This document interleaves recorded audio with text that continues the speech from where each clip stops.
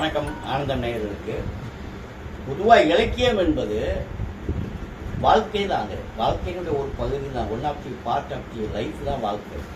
இன்னைக்கு எழுத்தாளன் ஏன் எல்லாத்தையும் விட முக்கியமான ஆளாக இருக்கிறான், எல்லா நாடுகளையும் எழுத்தாளன் ஏன் கொண்டாடுறாங்க அப்படின்னு சொன்னால், எல்லாரும் கவனிக்க தவறக்கூடிய விஷயத்தை தான் அவன் தான் பதிவு பண்ணுறான்.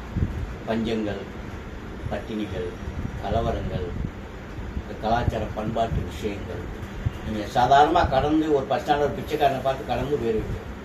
ஆனால் அவங்க கிடக்க மாட்டான். இப்போ நான் வந்து இப்போ கை தட்டிட்டு வாரா திருநங்கீர் வரேன், அது நீங்களும் பார்க்க நானும் பார்க்க எல்லாரும் காசு போடுறோம் போடாமல் போகிறோம், அது வேறு விஷயம். நான் தான் அதை ஒரு பதிவில் கொண்டு வரேன். ஏன் அவள் கை தட்டி ஓசை எழுப்பி யாசையும் கேட்கறனா, அவள் உறவுகள் யாருமே இல்லை. அண்ணான்னு சொல்றதுக்கு, அப்பான்னு சொல்றதுக்கு, அக்கான்னு சொல்றதுக்கு யாருமே இல்லை. அதனால ஓசையை மட்டும்தான் அவளுக்கு உறவுன்னு சொல்லி ஒரு பதிவு போட்டானா அது எல்லாரும் படிக்கிறேன். அதனால எழுத்தாளனுடைய எழுத்துக்கள் ஏன் முக்கியத்துவம் வருது அதான் காரணம். அதோட இன்னொரு விஷயம்,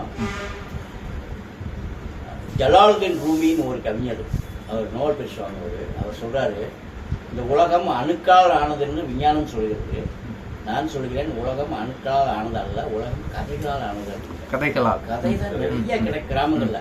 இங்க ஒரு ஒத்த படம் இருந்தா அது ஒரு கதை இருக்கும், ஒற்றை பனை ஒரு பனை இருக்குன்னா அது ஒரு கதை, ஒரு முனி இருக்கு, பேய் இருக்குன்னு ஆரம்பிச்சு. ஒரு கிணத்துக்கு போனா அங்க ஒரு கதை இருக்கும், ஒரு சின்ன ஒரு கோயில் இருக்கா அது ஒரு கதை இருக்கும், நிறைய இருக்கு. கதை இல்லாத இடங்களே கிடையாது. குழந்தைகளுக்கெல்லாம் கதை சொல்லித்தான் நம்ம பாட்டிகளும் தாத்தாக்களும் வளர்த்தாங்க. கதை சொல்லி வளர்ந்த பரம்பரை தான் நம்ம எல்லாம். இன்னைக்கு அந்த இடத்துல தொலைக்காட்சி எடுத்துக்கிடுச்சு, ஆனா நல்ல கதை சொல்ல மாட்டேங்க.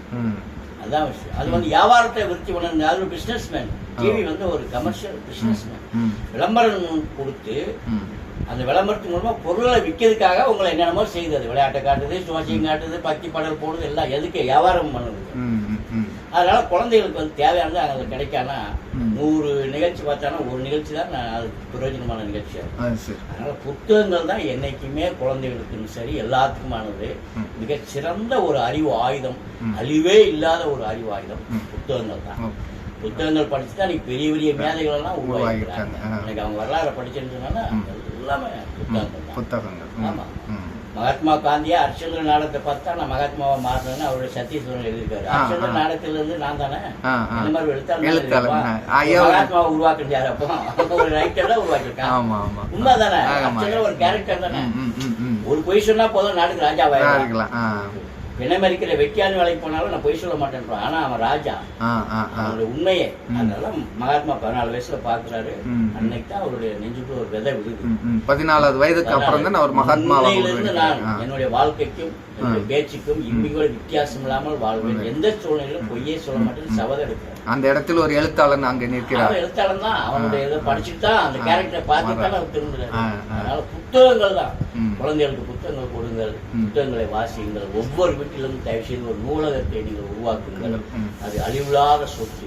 நீங்கள் வாசிக்காவிட்டாலும் உங்கள் அவசர உலகத்தில் ஆபீஸ் வேலைக்கு போற படிக்க நேரம் இல்லாட்டாலும் உங்களுடைய பிள்ளைங்கள் படிக்கணும், உங்களுடைய பேரன் பேத்திகள் படிப்பார்கள். புத்தகங்களை நேசியுங்கள், புத்தகங்களை வாசியுங்கள். நன்றி, வணக்கம். நல்லது, ரொம்ப நன்றியா.